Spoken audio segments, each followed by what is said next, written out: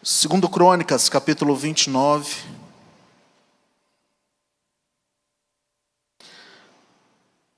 Eu quero ler com você o versículo de número 10 e o versículo de número 11, que diz o seguinte: Segundo Crônicas 29, versículos 10 e 11.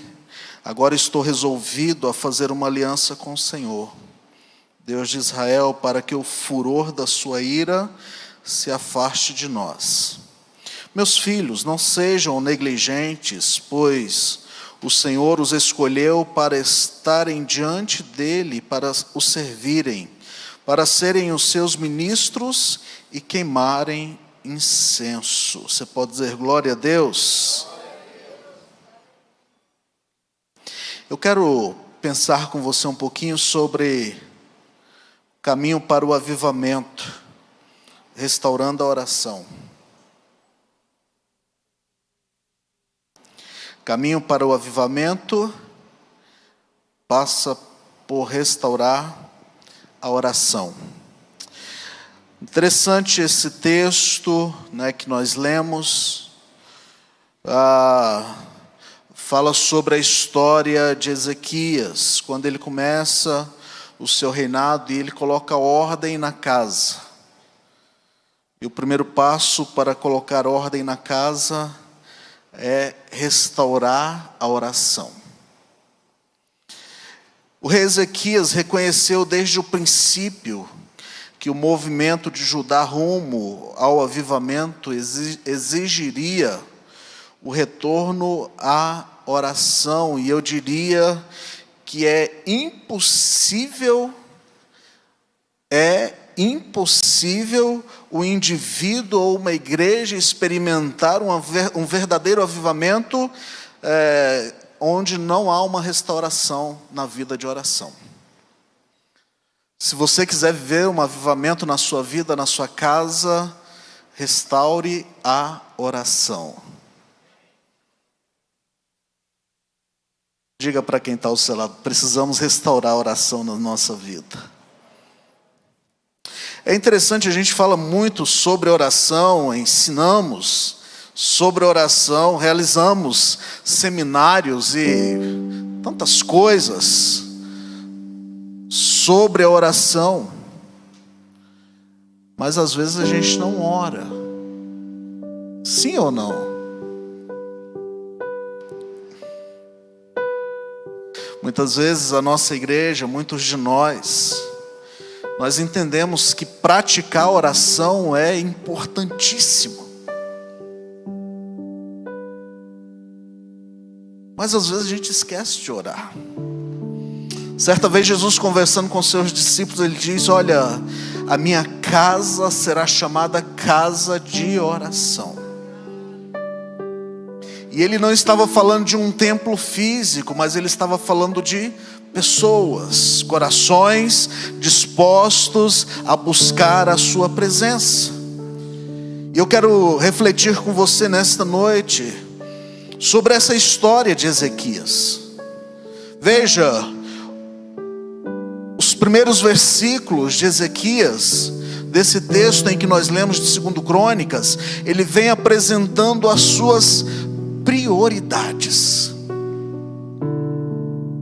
O primeiro movimento de Ezequias, uma vez que o seu pai era ímpio, tinha morrido, a prioridade era levar Judá a voltar a Deus, de volta a Deus. A prioridade de Ezequias era levar o povo de Judá de volta a Deus, tanto que no versículo de número 1 ele diz: no primeiro mês do primeiro ano do seu reinado.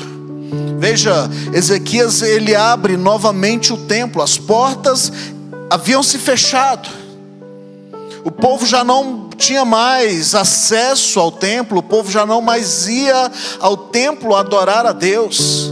Mas Ezequias ele entra e a sua primeira atitude foi abrir as portas para que o povo volte a adorar a Deus, estar na presença de Deus. Ezequias entendeu que o avivamento não podia acontecer se não fizesse a sua relação com Deus, ou a relação do seu povo com Deus, a prioridade daquela nação. Eu e você, nós experimentaremos um avivamento se fizermos da nossa vida com Deus prioridade. Certa vez Jesus disse: olha, busque primeiro o reino de Deus. Sabe, a prioridade, Deus precisa estar como prioridade em nossas vidas. Sem oração, não tem vida com Deus. Sem busca, sem intimidade com Deus, sem oração, não tem intimidade com Deus. Ezequias compreendeu o quanto era importante restaurar a vida de oração da nação de Judá. Se eu e você quisermos ter uma vida com Deus, nós precisamos ter a certeza no nosso coração da nossa vida de oração.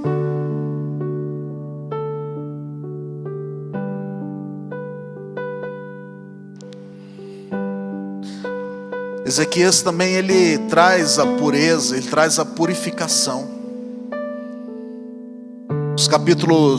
O capítulo 29, dos versículos 4 ao versículo 9, veja, Ezequias quer os sacerdotes, os levitas, não apenas orando, mas com um coração purificado. Entenda, a purificação da nossa vida perante Deus é o processo da santificação. Todos os dias nós precisamos buscar a pureza de Deus para as nossas vidas. Precisamos limpar e purificar a nossa alma através da oração. A Bíblia diz que a palavra de Deus nos torna puros. É pela palavra que nós somos regenerados, é pela palavra que nós somos restaurados, é pela palavra que nós temos intimidade e liberdade perante Deus. E Ezequias, ele fala isso, olha, eu quero trazer os sacerdotes, eu quero trazer os levitas, eu quero trazer o povo que está na frente. Trazendo para a nossa linguagem hoje, eu quero os pastores, eu quero os diáconos, eu quero os obreiros, eu quero os líderes com o coração purificado. Sabe, somente através da santidade Deus pode agir no nosso meio. Somente através da purificação Deus pode trazer o verdadeiro avivamento em nossas vidas.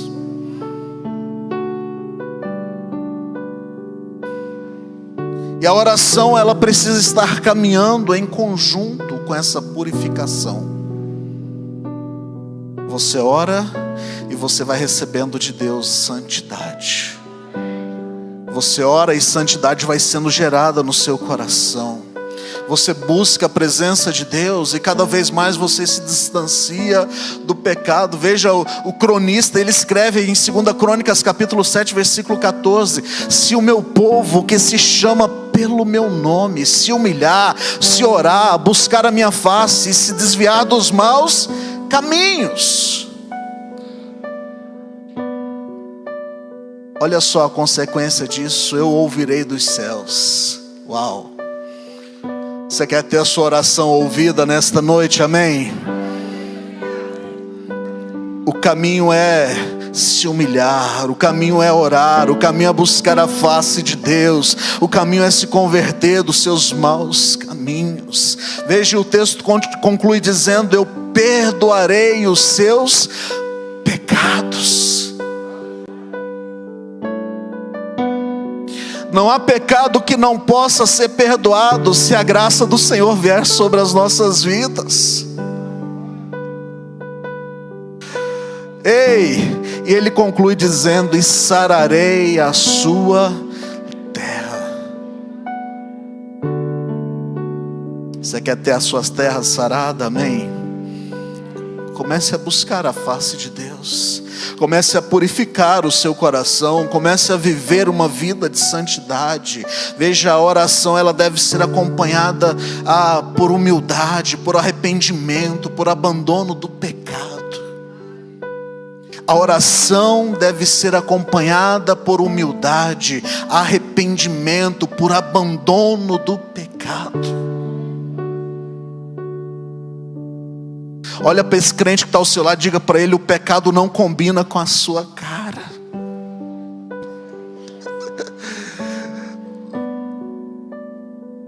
Não combina com você, o pecado não combina. Precisamos abandonar o pecado, a purificação. A Bíblia diz que o sangue de Jesus nos faz alvos como a neve. Aleluia. O sangue de Jesus nos purifica de todo pecado. Aleluia. Qual é a expectativa da oração? Veja, o texto em que nós lemos, versículo 10 e o versículo de número 11, capítulo 29 de 2 Crônicas. Agora estou resolvido, Ezequias falando, estou resolvido a fazer uma aliança com o Senhor, Deus de Israel, para que o seu furor, ou para que o furor da sua ira se afaste de nós. Versículo 11. Meus filhos, não sejam negligentes, pois o Senhor os escolheu para estarem diante dele e para o servirem, para serem os seus ministros e queimarem incenso. Bom, esse queimar o incenso é a oração dos santos subindo perante Deus. É a sua oração chegando perante Deus. Mas é interessante que Ezequias fala: eu estou resolvido a fazer uma aliança com Deus. Sabe, eu entendo que a promessa de Deus, ela é para eu e você desfrutarmos dela todos os dias da nossa vida. Mas eu preciso querer viver segundo a vontade de Deus. Ezequias dá exemplo para os sacerdotes, para os levitas e para toda a nação, oferecendo a sua vida para começar, para recomeçar essa intimidade, essa comunhão com Deus. Ezequias quer os seus ministros no lugar novamente. O povo havia esquecido, eles fizeram aliança com outros deuses, abandonaram a verdadeira adoração, o verdadeiro propósito da adoração. Ele então chama o povo a atenção, fala: olha, eu preciso que vocês voltem junto comigo. E o que nós estamos fazendo nesses dias é voltando o nosso coração para Deus. Eu e você, nós estamos orando, nós estamos buscando a presença de Deus, para que Ele possa trabalhar em nós, para que Ele possa alinhar o nosso propósito com o propósito dEle.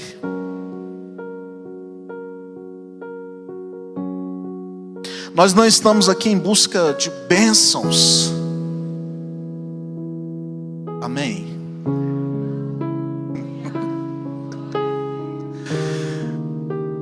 Achei interessante a Dulce falar: eu não posso mais pedir, eu tenho que agradecer pelo que Deus tem feito, pelas surpresas dEle.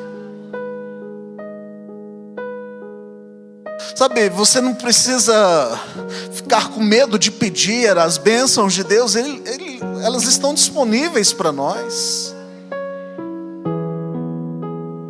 O apóstolo Paulo diz na carta aos Efésios, capítulo 1, versículo 3, se eu não estou equivocado, que Ele já nos abençoou com toda sorte de bênçãos espirituais.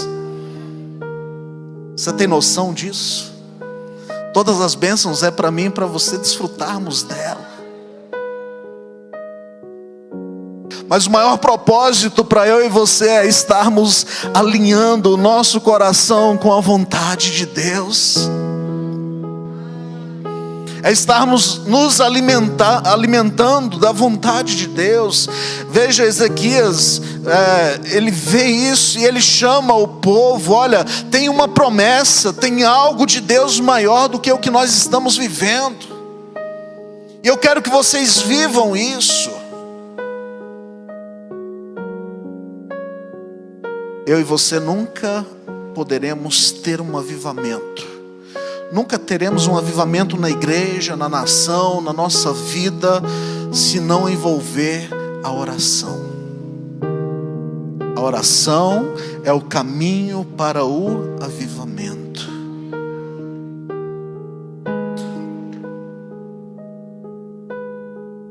E aí o versículo de número 11, ele fala de preparo. Tem uma voz estranha entrando aí, né? Me ajudem aí, por favor.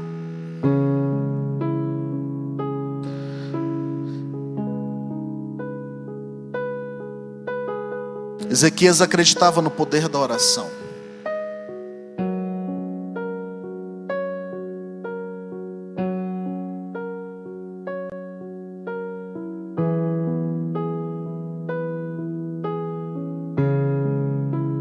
Talvez se você abaixar essa caixa aqui, resolve, Marcelo. Só ela. Isso. Diminuiu.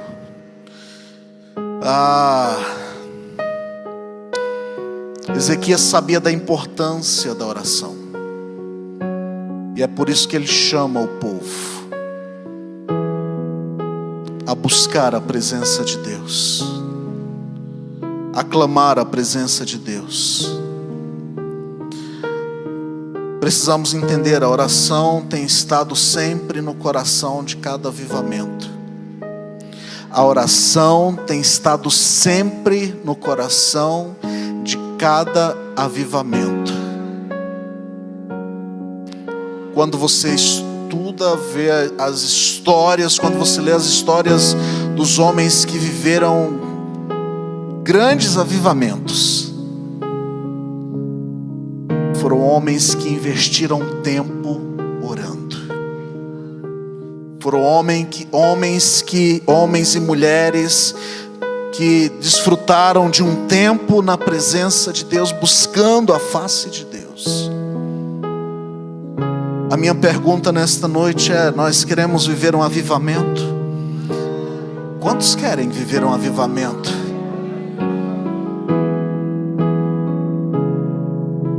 Invista na oração.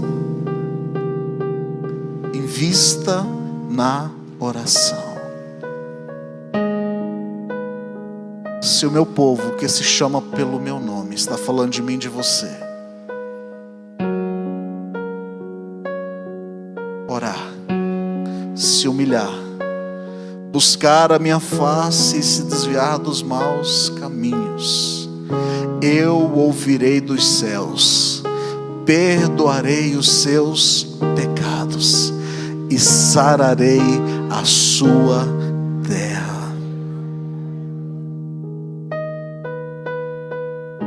Podemos sim viver um avivamento, mas precisa ter oração. E é isso que nós vamos fazer nesta hora. Nós vamos orar, nós vamos buscar a presença de Deus, nós vamos falar com Deus. Que a nossa oração nesta noite seja como a do profeta Joel: aviva novamente a tua obra. Aviva novamente a tua igreja. Aviva novamente a minha vida. Aviva novamente. E que Deus nos ajude. Eu quero que você nesta hora tenha liberdade diante do Senhor, de joelho, de pé, assentado, Mas eu quero que você ore, eu quero que você clame a Deus. Faça como Ezequias. Eu vou renovar a minha aliança. Eu estou resolvido renovar a minha aliança com Deus. Eu estou decidido renovar a minha aliança com Deus. E você viverá os milagres de Deus.